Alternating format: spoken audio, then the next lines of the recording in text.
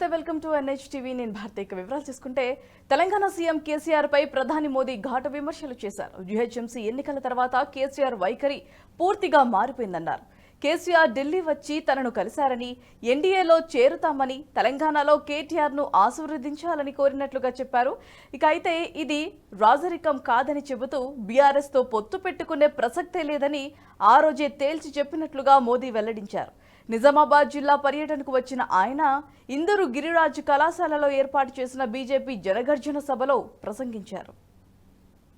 मुझे कह रहे हैं कि मोदी जी मैंने बहुत काम कर लिया,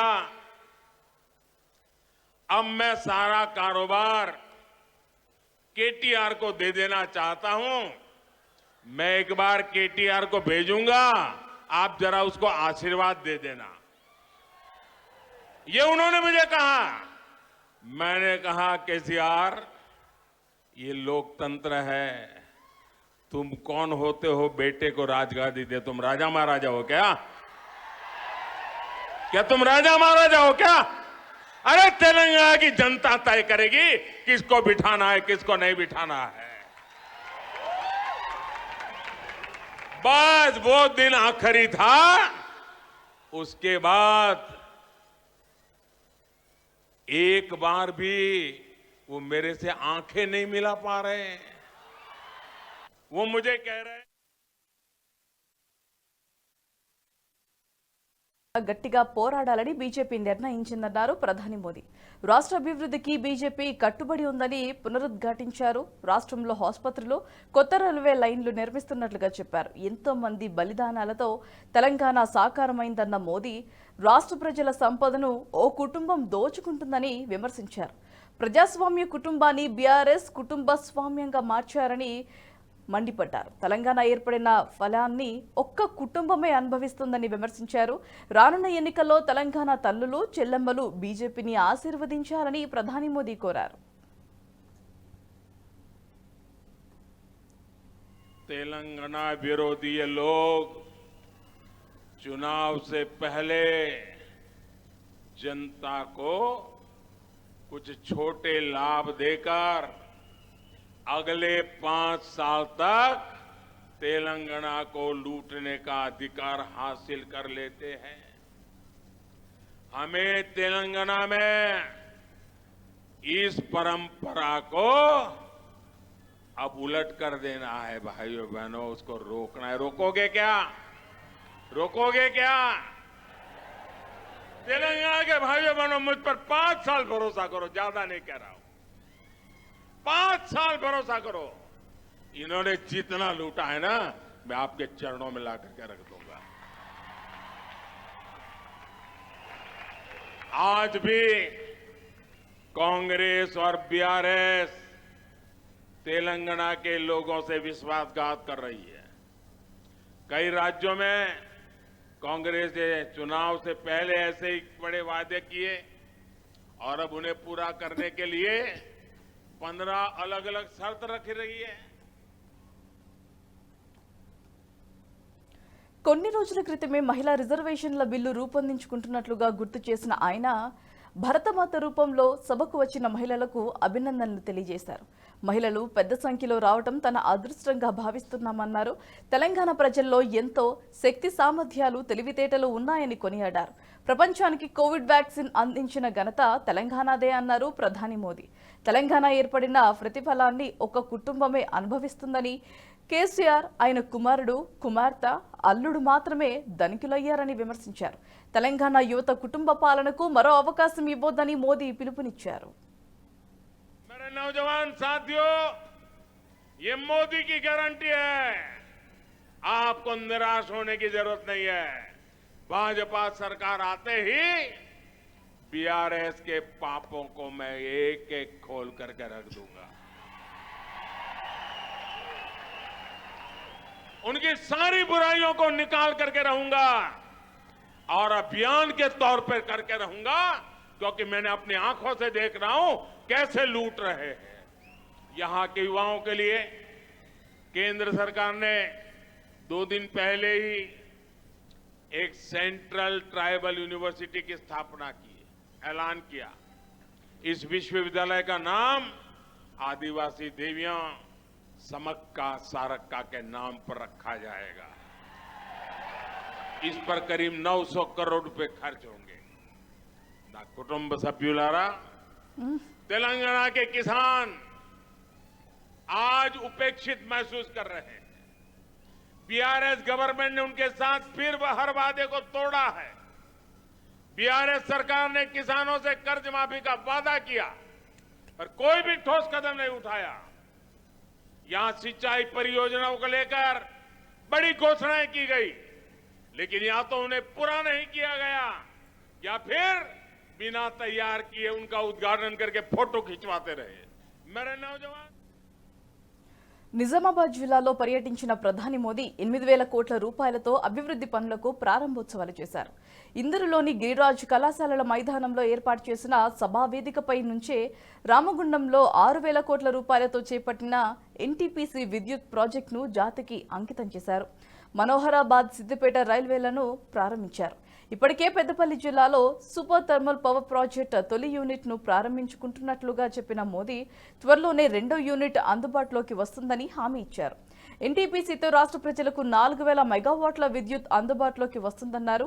తెలంగాణ ప్రజల కోసం బీబీ నగర్లో ఎయిమ్స్ ఆసుపత్రిని నిర్మిస్తున్నట్లుగా మోదీ సర్కార్ తెలిపారు.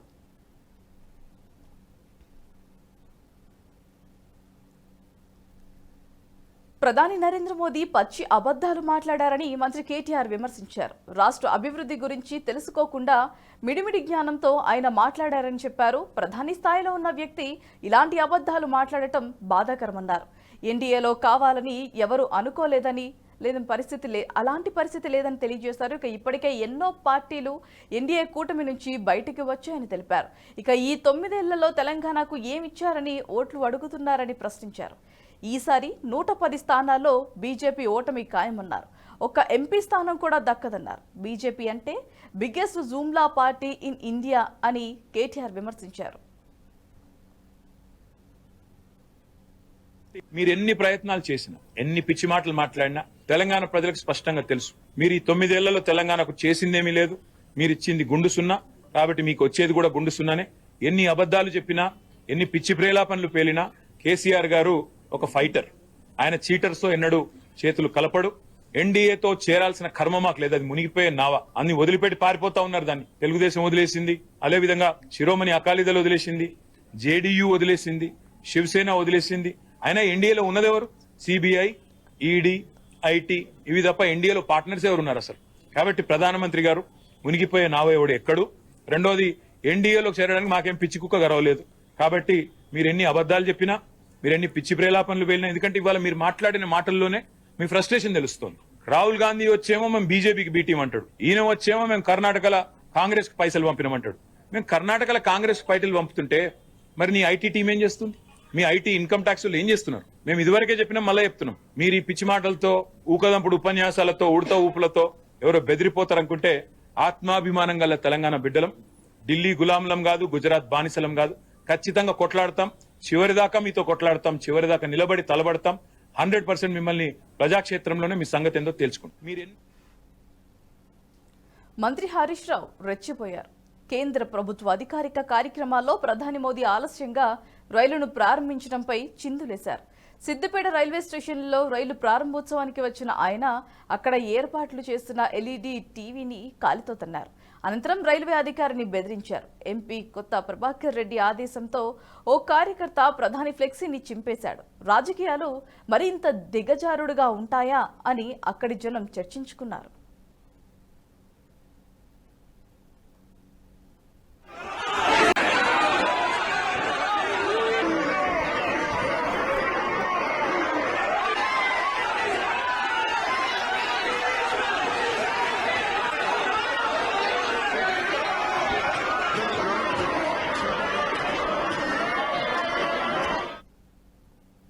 తెలంగాణలో త్వరలోనే ఎన్నికల నగారం మోగనుంది. కేంద్ర ఎన్నికల సంఘం సభ్యులు హైదరాబాద్ చేరుకున్నారు.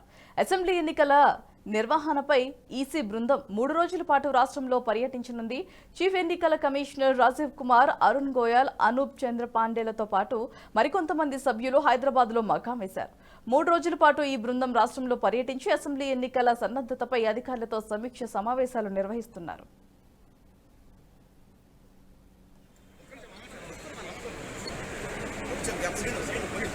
వచ్చే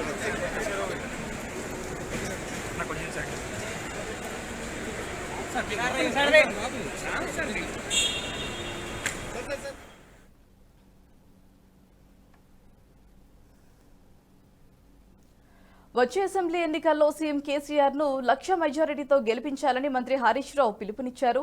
సిద్దిపేట జిల్లా ములుగు మండలంలో 33/11 kV విద్యుత్ సబ్ స్టేషన్ ను ఆయన ప్రారంభించారు. కాంగ్రెస్ పార్టీ హయాంలో ఉచిత కరెంట్ చేశారని ధ్వజమెత్తారు. బండ మైలారం గ్రామ పరిధిలో సీఎం కేసీఆర్ ఈ విధంగా వ్యాఖ్యలు చేశారు. గజ్వేల్ ప్రాంతంలో నెలకొన్న 50 ఏళ్ల నీటి కష్టాన్ని కేసీఆర్ తొలగించారని, దేశంలో గజ్వేల్ పేరు ప్రతిష్ట నిలబెట్టిన ఘనత ఒక సీఎం కేసీఆర్కే దక్కుతుందన్నారు. కాంగ్రెస్ హయాంలో ఆసుపత్రుల్లో పందులు ఎలుకలు తిరిగేవని, శుద్ధి ఉండేది కాదని తెలియజేశారు. మందు ఉంటే సూది ఉండేది కాదని మరోసారి విమర్శించారు. ప్రజా సంక్షేమమే లక్ష్యంగా 3 పడకల ఆసుపత్రి గజ్వేల్లో ప్రారంభించుకున్నామన్నారు.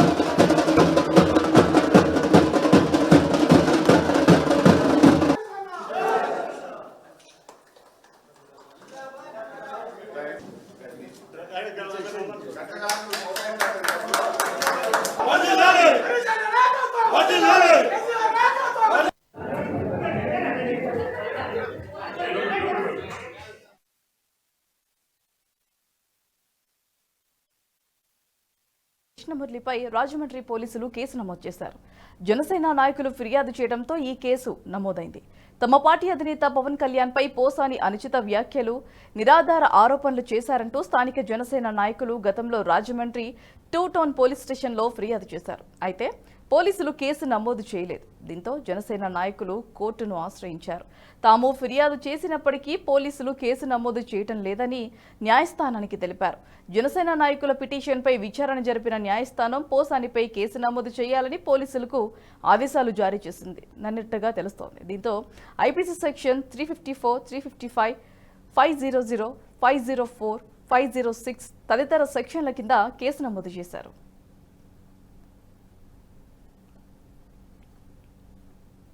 ఉమ్మడి కృష్ణా జిల్లాలో జనసేన పార్టీ అధినేత పవన్ కళ్యాణ్ వారాహి విజయ యాత్ర కొనసాగుతోంది. మచిలీపట్నంలో పవన్ కళ్యాణ్ జనవాణి కార్యక్రమంలో ప్రజల నుంచి వినతులు స్వీకరించారు. ఈ సందర్భంగా ఆయన అధికార వైసీపీపై తీవ్ర వ్యాఖ్యలు చేశారు. నేడు పెనడాలో వారాహి విజయ యాత్ర బహిరంగ సభ నిర్వహిస్తున్నామని, కానీ నేటి సభలో దాడులు చేయడానికి కొంతమంది వైసీపీ కిరాయి గుండాలు ప్రయత్నిస్తున్నారనే సమాచారం ఉందని వెల్లడించారు. సుమారు 2-3 వేల మంది రౌడీ మూకలు వచ్చి అవకాశం ఉన్నట్టుగా తెలియజేశారు. దయచేసి జన సైనికులు, తెలుగుదేశం పార్టీ కార్యకర్తలు అప్రమత్తంగా ఉండాలని పవన్ కళ్యాణ్ స్పష్టం చేశారు. జనసేన టీడీపీ పొత్తు విచ్ఛిన్నం చేసే కుట్ర జరుగుతుందని ఆరోపించారు. పులివెందుల రౌడీయిజం చేస్తే చూస్తూ ఊరుకోబోమని పవన్ స్పష్టం చేశారు. మరోవైపు జనసేన అధినేత పవన్ కళ్యాణ్ అస్వస్థకు గురయ్యారు. జనవాణి కార్యక్రమంలో ఫిర్యాదులను స్వీకరిస్తున్న సమయంలో తీవ్ర వెన్నునొప్పికి గురయ్యారు. కాసేపు రిలాక్స్ అయినప్పటికీ నొప్పి తగ్గలేదు. దీంతో ఆయన జనవాణి కార్యక్రమాన్ని ఆపేసి అక్కడి నుంచి వెళ్ళిపోయారు. లాస్ట్ టైం కూడా చెప్పాను, చాలా మందిని క్రిమినల్స్ని దింపారని. ఇప్పుడు నాకున్న ఇన్పుట్ కూడా ఏంటంటే, రేపు పెడల్లో జరగబోయే కార్యక్రమంలో ఈ ఆంధ్రప్రదేశ్ వైఎస్ ప్రభుత్వం కొంతమంది గూండాలని, కొంతమంది క్రిమినల్స్ని పబ్లిక్ మీటింగ్లోకి జొప్పించి రాళ్ల దాడి చేద్దాం, గొడవలు చేద్దామని చాలా పగడ్బందీగా వ్యూహం చేశారని తెలుస్తూ ఉంది. వైఎస్ జగన్కి, వైసీపీ నాయకులకి, రాష్ట్ర డీజీపీకి, రాష్ట్ర హోంమంత్రికి మా పెడన సభలో గనుక మీరు గొడవలు సృష్టించి గొడవలే కావాలని పెట్టుకుంటే మటుకు ఏమాత్రం మేము సహించాం. జనసేన కార్యకర్తలు, జన సైనికులు, తెలుగుదేశం తమ్ముళ్ళు, తెలుగుదేశం కార్యకర్తలు, తెలుగుదేశం నాయకులు కూడా భవిష్యత్తులో రాష్ట్ర సుస్థిరత కోసం మనందరం కలిసినందుకు దీన్ని చెడగొట్టాలని చెప్పి చాలా లోతుగా టీడీపీ సీనియర్ నేత మాజీ హోంమంత్రి నిమ్మకాయల చిన్నరాజప్ప, నారా భువనేశ్వరి బ్రాహ్మణులతో కలిసి రాజమండ్రి సెంట్రల్ జైల్లో టీడీపీ అధినేత చంద్రబాబుతో ములాఖతయ్యారు. అనంతరం జైలు బయటకు వచ్చిన చిన్నరాజప్ప మీడియాకు వివరాలు తెలిపారు. జనసేనతో టీడీపీ పొత్తుపై ముందుకెళ్లాలని చంద్రబాబు స్పష్టం చేశారని వెల్లడించారు. రెండు పార్టీలు ఉమ్మడి కార్యాచరణ చేపట్టాలని సూచించారని విమర్శించారు. చంద్రబాబు జైల్లో ఆరోగ్యంగానే ఉన్నారని, ధైర్యంగా కనిపించారని చిన్నరాజప్ప తెలిపారు. టీడీపీ కార్యకర్తలను కూడా ధైర్యంగా ఉండమని చెప్పారని వెల్లడించారు. చంద్రబాబు ఆందోళన అంతా రాష్ట్రం కోసమేనని అన్నారు. రాష్ట్రంలో అరాచక పాలనపై పోరాటం మాత్రం ఆపొద్దని స్పష్టంగా చెప్పారని చిన్నరాజప్ప పేర్కొన్నారు.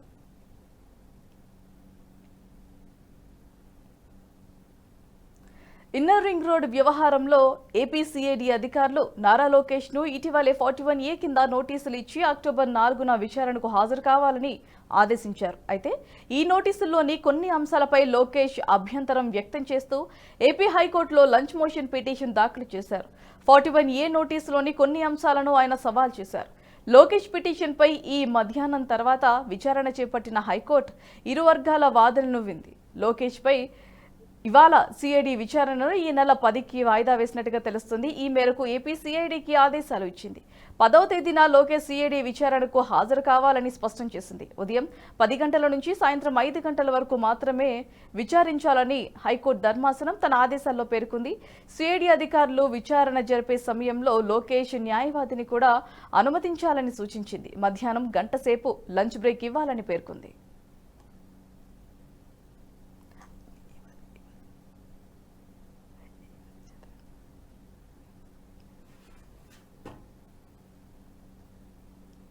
రాష్ట్రానికి రాజధాని ఏర్పాటు చేయడం కోసం అమరావతి రైతులు చేసిన త్యాగాలు వృధా కావని, అమరావతి నిర్మాణం జరిగి తీరుతుందని నారా భువనేశ్వరి అన్నారు. రాజధాని కోసం రైతులు చేసిన త్యాగం గుర్తించి చంద్రబాబు ఎప్పుడూ చెబుతుండేవారని, ఇప్పటికైనా మీకు న్యాయం జరుగుతుందని భువనేశ్వరి రైతులతో అన్నారు. చంద్రబాబు అరెస్టు ఖండిస్తూ రాజధాని ప్రాంత మహిళలు, రైతులు పెద్ద ఎత్తున రాజమండ్రికి తరలివచ్చి భువనేశ్వరికి సంఘీభావం తెలిపారు. ప్రభుత్వం రాజకీయ కక్షతోనే చంద్రబాబుపై అక్రమ కేసు పెట్టి జైలు పాలు చేసిందన్నారు. ధైర్యంగా ఉండాలని, చంద్రబాబు త్వరలో బయటకు వస్తారని రైతులు భువనేశ్వరికి ధైర్యం చెప్పారు. రాజధాని విధ్వంసం కంటే చంద్రబాబును జైల్లో పెట్టిన ఘటనే తమకు ఎక్కువ బాధ కలిగించిందని రైతులు చెప్పారు. మాకు ధైర్యం కూడా, మా కుటుంబానికి మీకు అండగా మేము కూడా మేము ఎప్పుడు ఆ ధైర్యమే మమ్మల్ని ముందుకు తీసుకెళ్తాను. సార్కి జరగా ఉంటాను.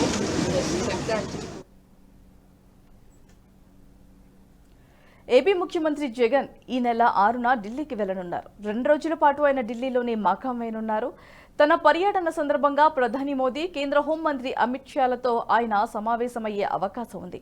చంద్రబాబు అరెస్ట్ అయిన తర్వాత జగన్ తొలిసారి ఢిల్లీకి వెళ్లనుండటంతో ఆయన పర్యటనపై ఆసక్తి నెలకొంది. కేంద్ర ఆర్థిక మంత్రి నిర్మలా సీతారామన్, జలశక్తి మంత్రి గజేందర్ సింగ్ షేఖావత్, పట్టణ అభివృద్ధి శాఖ మంత్రి హర్దీప్ సింగ్ పూరిని కూడా ఆయన కలిసే అవకాశాలున్నట్లుగా సమాచారం. వాస్తవానికి లండన్ పర్యటన నుంచి తిరిగి వచ్చిన వెంటనే జగన్ ఢిల్లీ వెళ్లాలనుకున్నారు. అయితే ఢిల్లీలో అపాయింట్మెంట్లు ఖరారు కాకపోవడంతో వెళ్లలేకపోయారు. జగన్ ముందస్తు ఎన్నికలకు వెళ్లే అవకాశం ఉందనే ప్రచారం కూడా పెద్ద ఎత్తున సాగుతోంది. ఈ అంశం కూడా జగన్ పర్యటనపై ఆసక్తిని రేకెత్తిస్తోంది.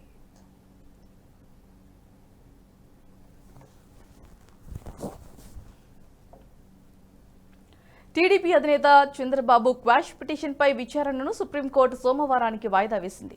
తీవ్ర ఉత్కంఠ నడుమ స్కిల్ కేసులో చంద్రబాబు క్వాష్ పిటిషన్ను జస్టిస్ అనిరుద్ బోస్, జస్టిస్ బీలా త్రివేది ధర్మాసనం విచారించింది. ఈ కేసుకు సంబంధించి హైకోర్టులో సమర్పించిన పత్రాలన్నీ సోమవారం లోపు సమర్పించాలని సిఐడి తరపు న్యాయవాది ముకుల్ సుప్రీంకోర్టుకు ఆదేశించింది. దీంతో అఫిడవిట్ వేసేందుకు సమయం కావాలని కోర్టును కోరారు. మరోవైపు చంద్రబాబు తరపు న్యాయవాది సిద్ధార్థ్ లూత్రా స్పందిస్తూ తాము మొత్తం వివరాలతో సిద్ధంగా ఉన్నామని సుప్రీంకోర్టు ధర్మాసనానికి విన్నవించారు.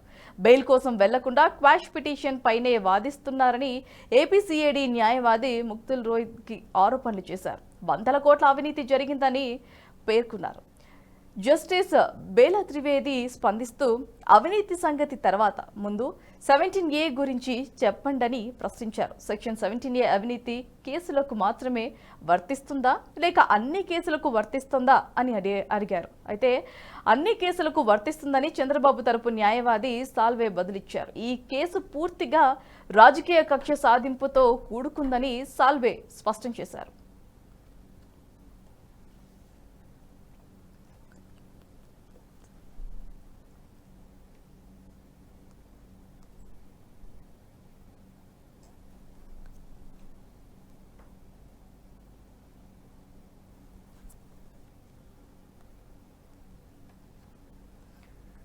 భద్రాద్రి కొత్తగూడెం జిల్లా పినపాక నియోజకవర్గంలో తెలంగాణ క్రీడా ప్రాంగణాలకు క్రీడా కిట్లు పంపిణీ చేశారు ప్రభుత్వ విప్ రేగా కాంతారావు. సీఎం కేసీఆర్ హయాంలోనే క్రీడలకు ప్రాధాన్యత సంతరించుకుందన్నారు. పినపాక నియోజకవర్గం పరిధిలోని 7 మండలాల్లోని గ్రామాల్లో రాష్ట్ర ప్రభుత్వం నిర్మించిన తెలంగాణ క్రీడా ప్రాంగణాలకు రేగా కాంతారావు క్రీడా కిట్లను అందించారు. సీఎం కేసీఆర్ నాయకత్వంలో తెలంగాణ రాష్ట్రం అన్ని రంగాల్లో దూసుకుపోతుందన్నారు. క్రీడాకారులు మంచిగా ఆడి జాతీయ స్థాయిలో విజయం సాధించి దేశానికి తెలంగాణకు సీఎం కేసీఆర్కు కూడా మంచి పేరు తేవాలని కోరారు.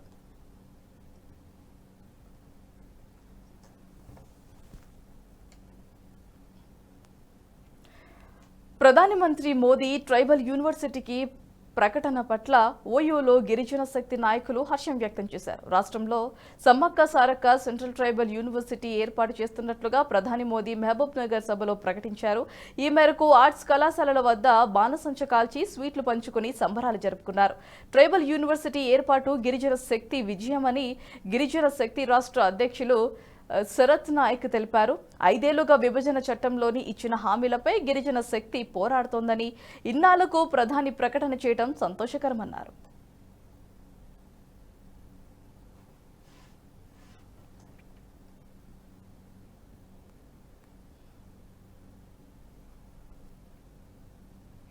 ఇవి ఇప్పటి వరకు బులెటిన్ అప్డేట్స్ కి వాచింగ్ NHTV. ఈ వీడియో మీకు నచ్చినట్టయితే లైక్ చేయండి, 10 మందికి షేర్ చేయండి. అలాగే కామెంట్ల రూపంలో మీ అభిప్రాయాలను మాతో పంచుకోండి. Nationalist hub group of channels ను సబ్స్క్రైబ్ చేసుకుని తెలుగునాట జాతీయవాద జర్నలిజాన్ని ప్రోత్సహించండి. ఈ వీడియో కింద ఉన్న బెల్ ఐకాన్ పై క్లిక్ చేయడం మర్చిపోవద్దు.